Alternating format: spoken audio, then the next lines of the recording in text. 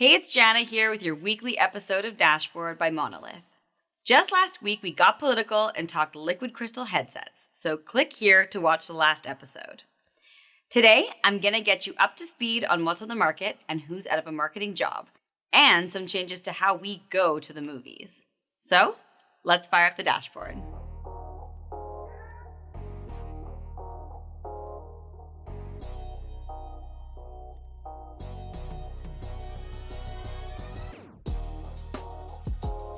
Big news for Valve Index fans. Not only are these products back in production, but they're finally shipping. With such a backlog at the borders thanks to dear old Auntie Rona, Valve was stuck in between a rock and a hard place. No matter the delivery address, full kit delivery was taking upwards of 8 weeks. Even just getting controllers was taking 3 to 5, and if you were looking to order a base station, good luck.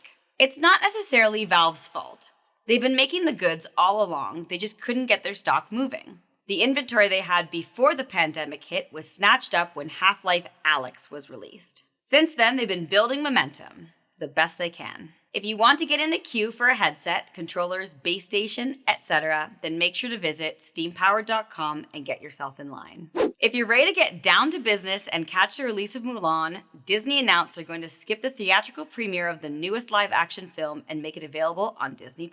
On top of a $7 monthly subscription, viewers will have to pay $30 to watch the exclusive premiere. This is just for the US, so we have yet to see what users in Canada, Japan, and New Zealand will have to pay. Turns out that when you purchase it, it unlocks the video on your account so you can watch it more than once, as long as you remain a subscriber. Is this what we do now?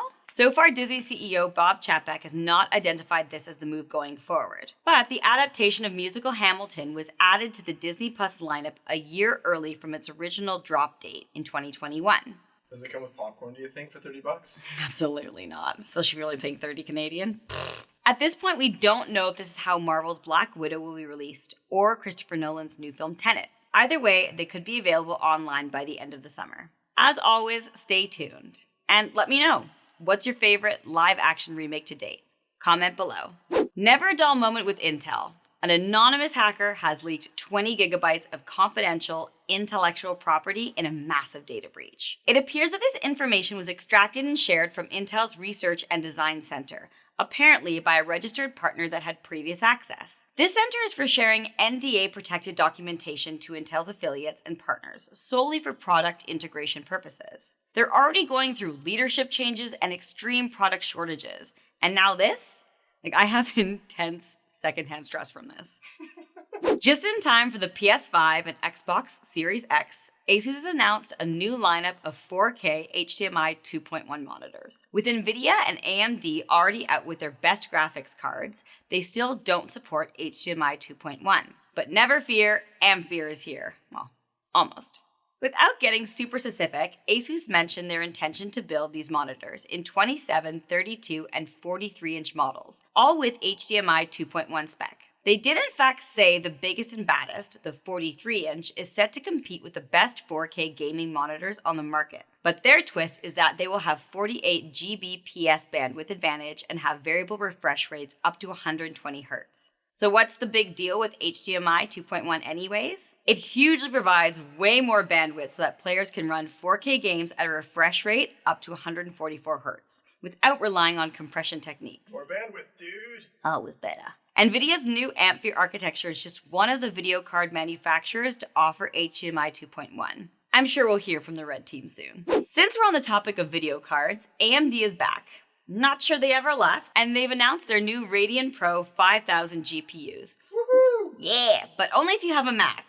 Boo. This Apple-compatible product comes in 3 models: the Radeon Pro 5300, Pro 5500 XT, Pro 5700, and finally the Pro 5700 XT. The largest card has a 60GB frame buffer and twice the GDDR6 memory as the RX 5700 XT consumer card, mostly because CAD designers, editors, and other 3D graphics work demands it. However, the Pro 5700 and Pro 5500 XT don't have the same leverage over their RX equivalents. That being said, even the Pro 5300 XT is based on the same Navi 14 architecture as the 7nm process. So it has a max potential of 1,536 SPs with just a 2GB frame buffer. Does this mean we'll see an RX 5300 announcement anytime soon?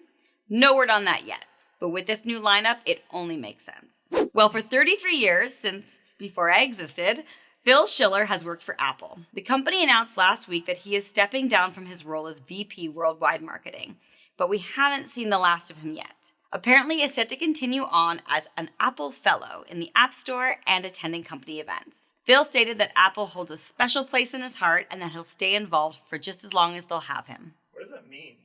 Like forever and ever. Amen. He's grandfathered in. Literally. In other news, Samsung made some drops at their annual hardware event last week, Unpacked. They announced their new Galaxy Note 20 starting at $999 and the Galaxy Note 20 Ultra starting at $1,299. That's it? It's just for Samsung. These new notes have 3 cameras, a main, wide, and zoom, now only with 50 times super resolution zoom since the 100 times space zoom left images super messy. Samsung is offering the usual bells and whistles, as well as 2 different SoCs, either the new Snapdragon 865 or the Exynos 990. There are specific design features between the Note 20 and the 20 Ultra. The Ultra has a curved display and a glass backing, where the other has a flat display and a plastic backing. The S Pen also got a touch-up, now with 9 milliseconds latency, making it on par with Apple's Pencil. But the storage takes up space otherwise used for battery. However you decide to upgrade, we'll leave that up to you. On the flip side, Toshiba has announced that they're out of the market. What? Last week, they announced that they will no longer manufacture PC systems, which they've done competitively and commercially since the 80s. In the last week, they finished divesting their shares to Sharp's company under the name Dynabook, a process they started 2 years ago. This is still fairly fresh news, and so we're waiting to hear more about their transition plans. We will for sure keep you informed. Last week on Code Red, we gave away the Intel 10th Gen Code i5 processor. Yeah, Intel. Good old Intel. Congrats to our winner, and thank you to the record number of fans who entered. The latest giveaway is dun, dun, dun, dun, an all apps package of Adobe Creative Cloud for 1 full year. Woo! Yeah. To find out more, check out this link here. Don't want to miss out on your chance to win the next item? Help us help you by subscribing to our channel and liking our videos. All right, I'm going on break for a week. Come find me here, same time, same place next week.